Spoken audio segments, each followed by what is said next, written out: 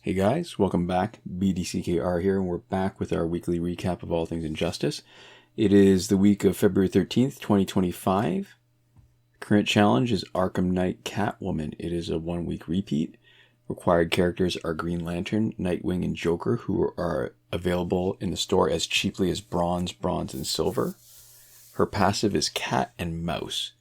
Catwoman's damage over time attacks cannot be rinsed by tagging out. The damage over time becomes more powerful with each Arkham Knight character on her team. She has 1300 attack and 1000 health. She was last reviewed on October 22nd, 2024, but she was last available February the 1st, 2024.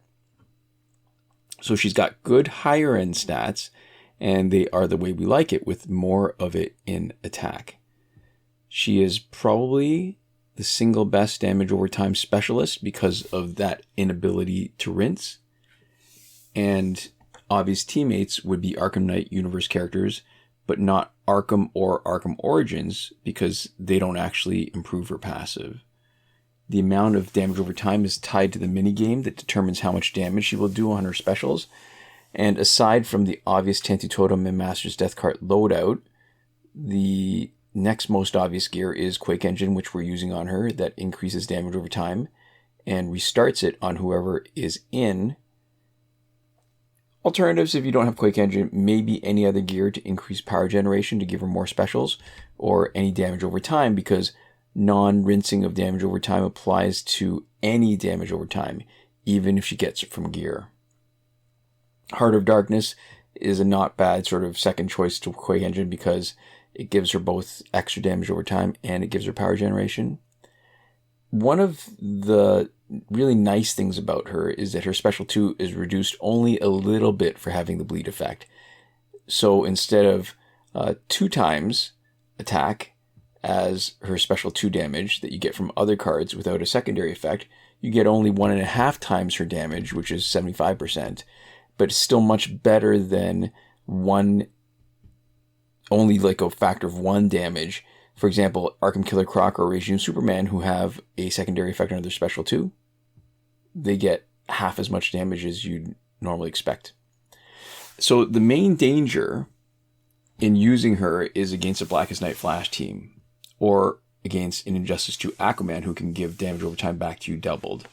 But that's a general danger with any character that relies on damage over time, and you can see this in the fights against Blackest Night teams, and I've stuck a couple of them at the beginning.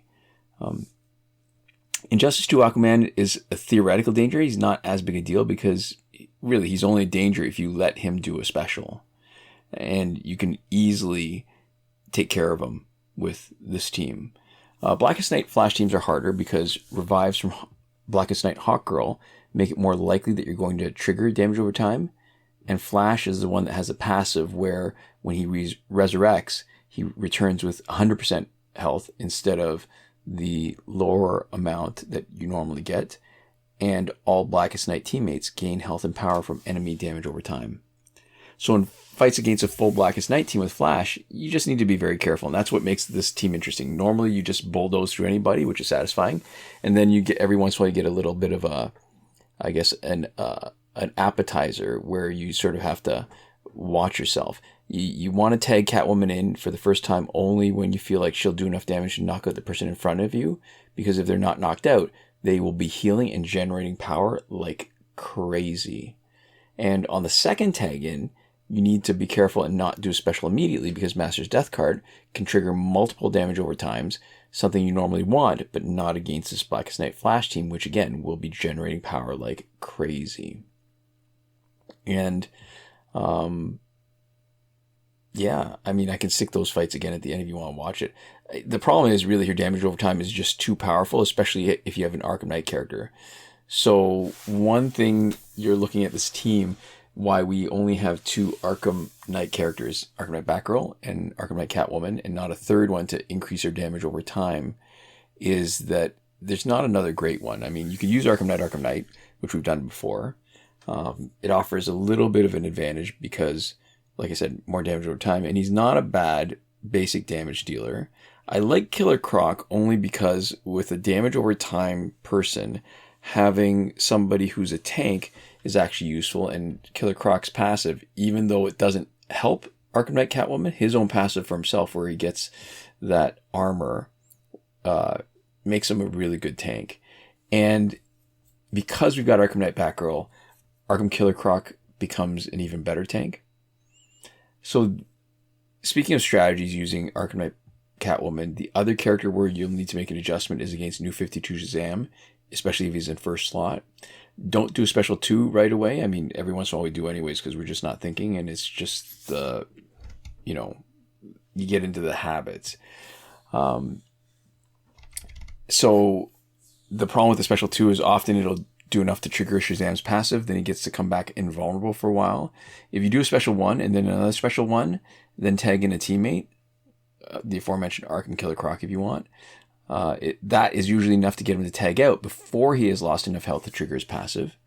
And that's the one where he returns with 6 powers of the gods, and he's got immunity to being knocked out. Because what happens is, while he's off screen, even though you didn't trigger his passive while he's on screen, Catwoman's passive means that the damage over time will be bleeding away his health.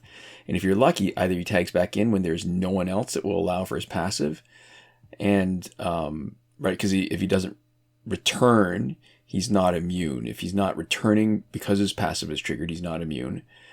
Or he is down to only 1 health from being bled out, so the next hit knocks him out instead of forcing him to tag out on the less than 25% health trigger for his passive. So Arkham Knight Catwoman, absolutely love her. This is, what is it, week 42 since the end of the 4-year repeating challenge cycle. So we are still in uncharted territory. There's still 12 more missing challenge characters that may potentially be put in the schedule.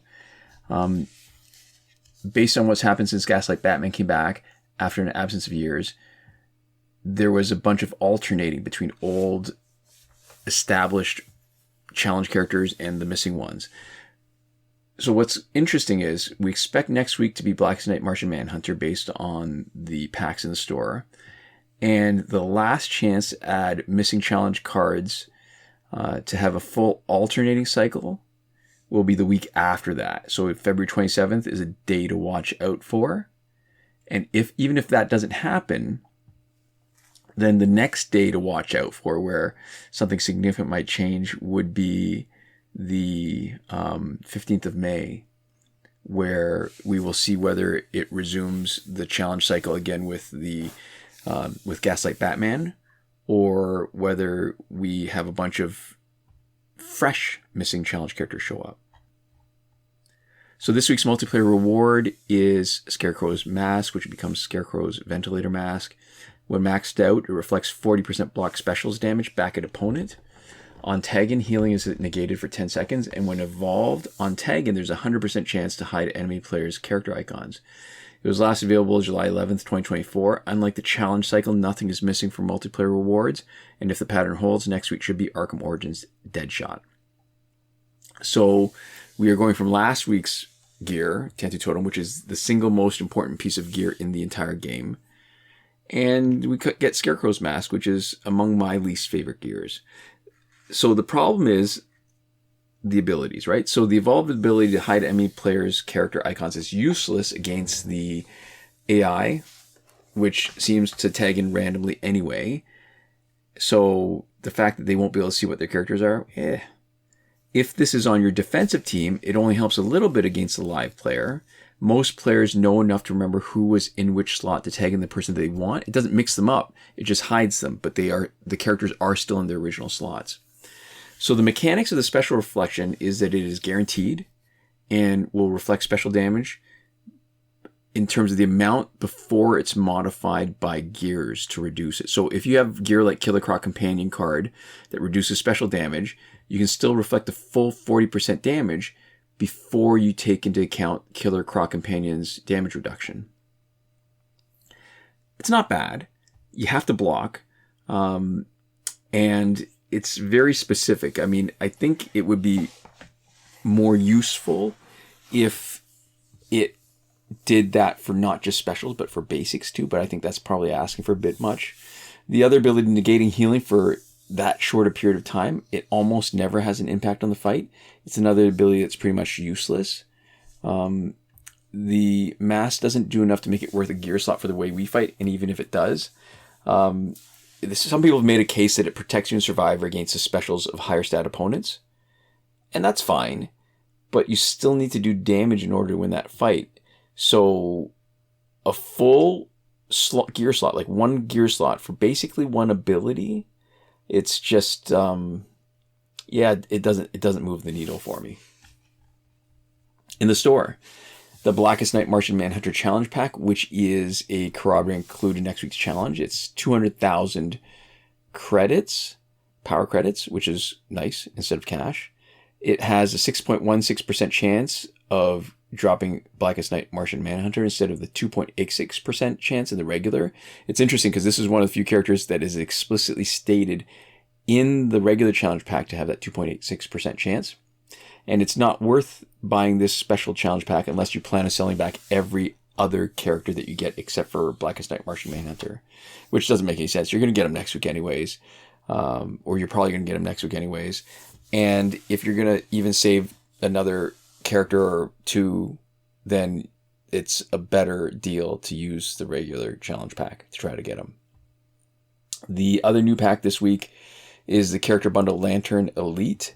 It is $24.99 Canadian, which is the only currency that matters.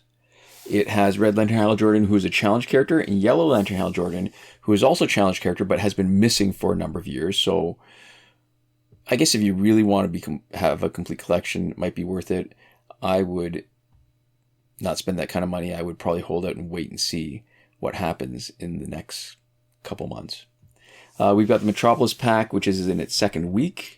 Also $24.99, we talked about last week, not worth it. And we've got a lot of other packs that have been around for a few years, so nothing else new. Phantom Zone is back for 2 weeks. Fight 62 is still broken. Last weekend's breakthrough for golds was Lex Luthor, Batman, and Doomsday. This coming weekend is probably Bane, Killer Frost, and Ares.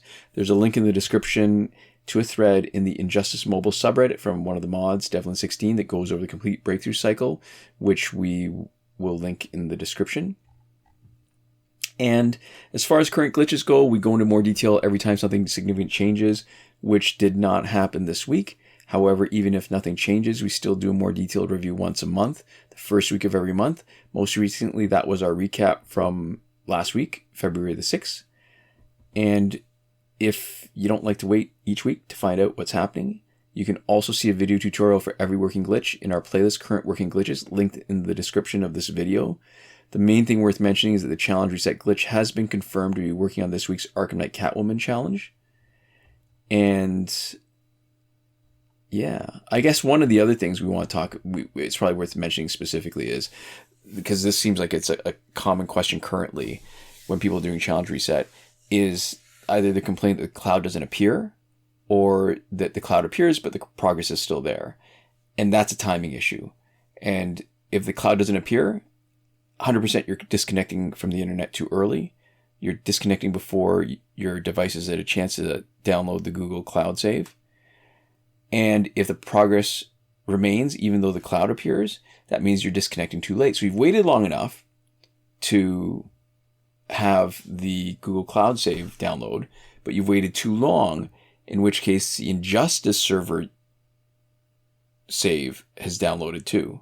And that's what gives you the challenge progress. And that's it for this week. So this is where we like to give a special thank you to our patrons on Patreon. That is Michael Devries, Irvin Ruiz, Hoshi127, and Nora Klimek, who are supporting us on the credited level. And a big thank you to you for watching. We'll see you next time. Komoda.